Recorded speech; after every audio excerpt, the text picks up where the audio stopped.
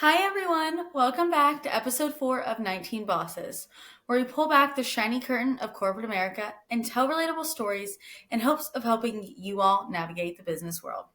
Hi, I'm Julie. And I'm Sabrina, and today we're bringing you a story that we like to call Catfights and Nice Guys.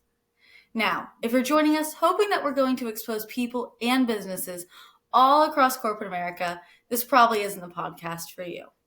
Instead, we aim to keep all people and businesses anonymous while still sharing these crazy and often relatable stories with all of you.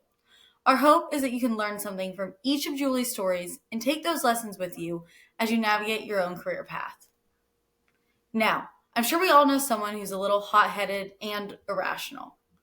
Well, today's episode isn't about that type of boss. Today, we're talking about a nice guy. Actually, a really nice guy. Honestly, he was just about the nicest guy you have ever met. I mean, seriously. The kind of guy that doesn't have a mean bone in his body. But sometimes in business, being too nice doesn't work. But working for this man, let's call him Mr. Nice Guy, did teach me the importance of speaking up when things aren't going well, despite the criticism you might get. Now, let me set the stage for you. Mr. Nice Guy was new to our company, new to our industry, actually. And while he did have a solid background in sales, he didn't have the background in technology sales for the role he took. Unfortunately, this was a tactical error by the executives who thought it would be a good idea to bring him into the fold. I totally get it. I probably made a regrettable hire myself at one point. I mean, he looked good on paper, he interviewed well, and all his references were impeccable. The company was also at a time where we needed change. Staying status quo wasn't an option. And in order to right the ship, the management team needed to make bold moves. Sometimes they work, and sometimes they don't. So what was the issue? Well, he had spent 20 years selling a physical product. The world of software and startups is a whole different ballgame. If you listen to our first episode, Bows and Warrants, you know that I could sympathize with the challenges that come with changing industries. If you listen to our third episode, Cold Calls and House Parties, you will know that I also struggled early on selling technology. I mean, I felt for this guy. But he was a fish out of water and struggled to adapt to the rapidly advancing world of technology. He wasn't with us long before it became obvious that he was in over his head. Honestly, I wish that he would have worked out in the role.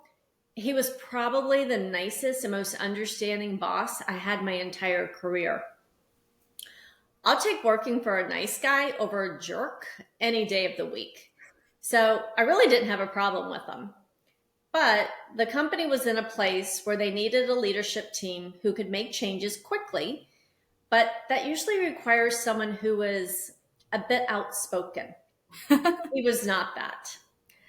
I think that he was terrified of looking like he didn't know what he was doing, which in turn prevented him from making hard decisions that would have made him more impactful in the role. I think if he had done that, he would have had a fighting chance. What do you think is one key thing that could have maybe helped Mr. Nice Guy make an impact? Yeah, so I think he needed to be more assertive and inquisitive. He rarely spoke up in meetings, and I don't remember him asking a single question unless it was about our deals. I think that really hurt him in the long run. I mean, it was frustrating for all of us, and I'm sure he felt like he was letting the team down.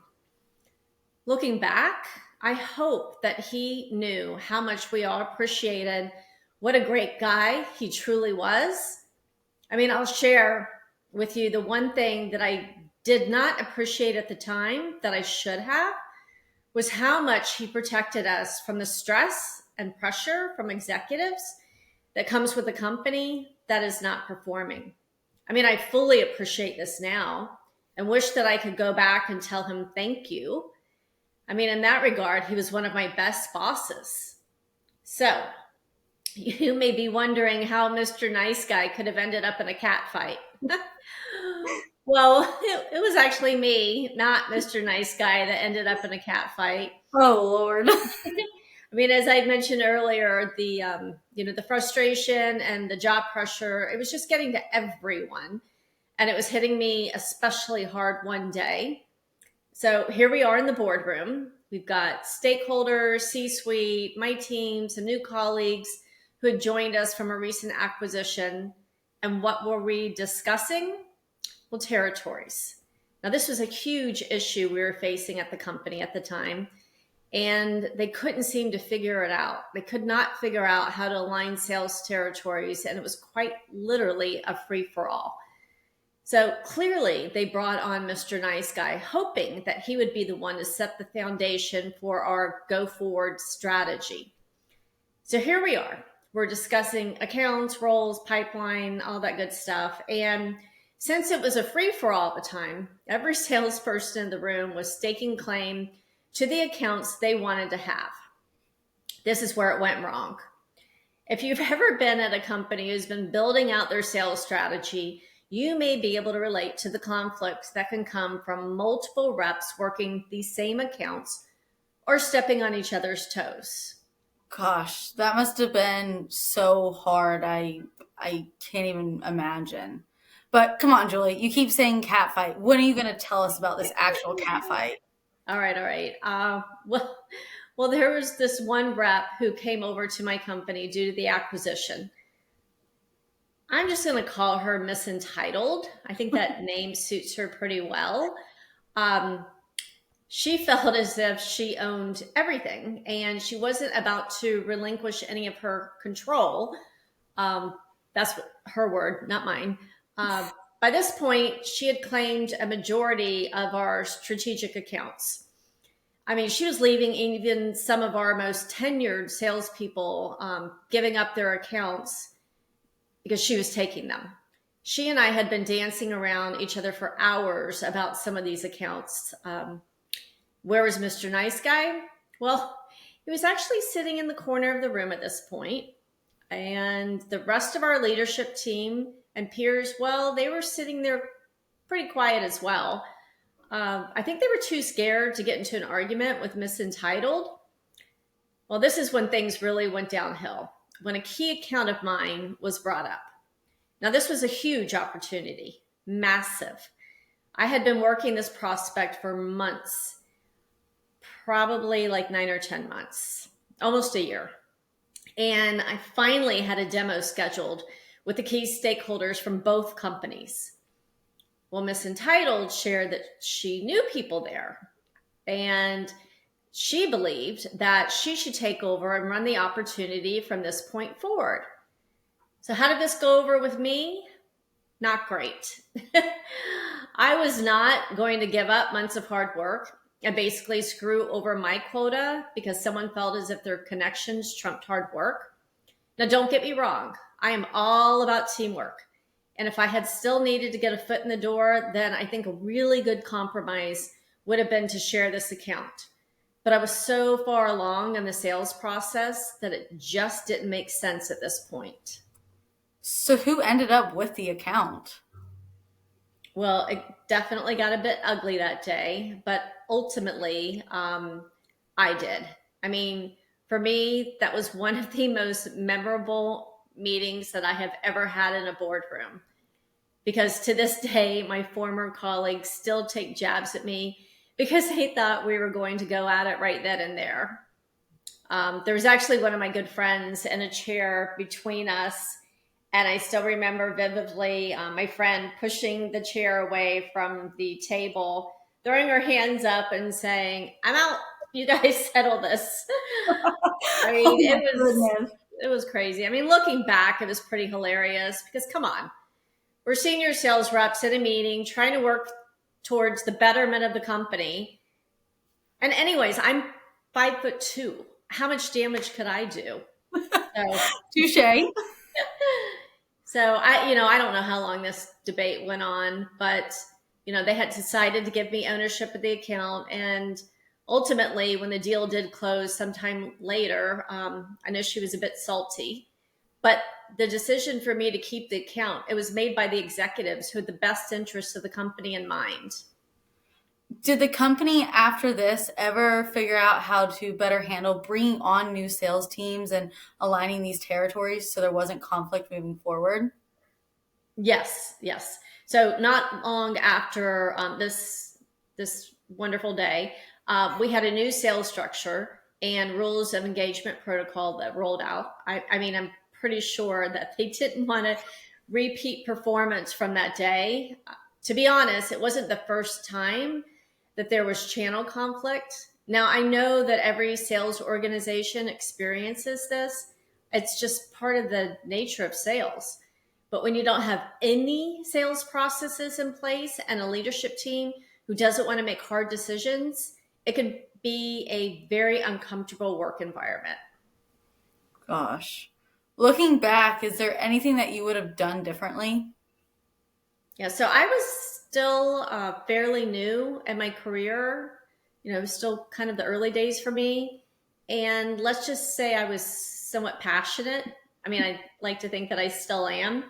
But maybe if I could have kept my cool a little bit better, it would have been helpful. But at the time, I didn't feel like I had a boss that was willing to speak up on my behalf. I didn't feel like I had really ever had a boss that was willing to speak up on my behalf at that point. So I feel like at that point, I felt like I had to speak up for myself. What would you say to any professional, no matter their role, about how they could go on handling internal conflict, whether it's with a team member or someone in a different division entirely? Yep. So, first of all, if you have a good leader, then hopefully you won't find yourself in this type of situation. It's part of a leader's job to help mitigate against issues before they escalate. But of course, this doesn't always happen. If your boss doesn't step in to help, then you need to ask them directly. If they can't or won't, then depending on your relationship with their leader, sometimes you have to go above them. This is truly a judgment call. I've had to do this a few times in my career, but I have always made sure that this was only a step that I took after it became clear that I had no other choice. In some serious situations, it may be necessary to bring HR in. I mean, every company is different, so it's really up to you, but you should always know that there are options. What would you say to any current leaders or someone who is aspiring to become a leader one day? Well, what I'm about to say is something that I feel very strongly about after working for Mr. Nice Guy. And I think that maybe had he found the courage to speak up and make hard decisions, then he would have made the positive impact that our stakeholders were looking for. I share this story because I really believe that a leader's role is to guide, coach, and most importantly, I mean, at least to me, put themselves in positions where they are the ones who make the hard calls. To me, a leader should be prepared to receive criticism and not always just being seen as the nice guy or girl. The leaders who I had the most respect for and would work for again in a heartbeat, they were the ones who always spoke up and put themselves on the front line between conflict or pressure, no matter what. I mean, those were the leaders who I knew had my back. I knew that they were trying to protect me. Ultimately, looking back, these were the leaders that I went above and beyond for. Wow, I love that take. I think that's a really, really good call out. As a leader, you should be willing to put yourself in that position so that the people that report to you don't have to feel like they have to do that themselves. I'm sure that anyone listening in right now has probably had bosses that fit on all sides of the spectrum there.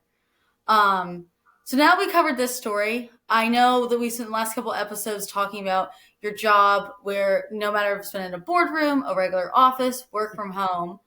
But I think it's really important that people also know that your career also sometimes took you abroad. And next week, we wanted to share a story about how not asking one simple question can lead to a series of comical events.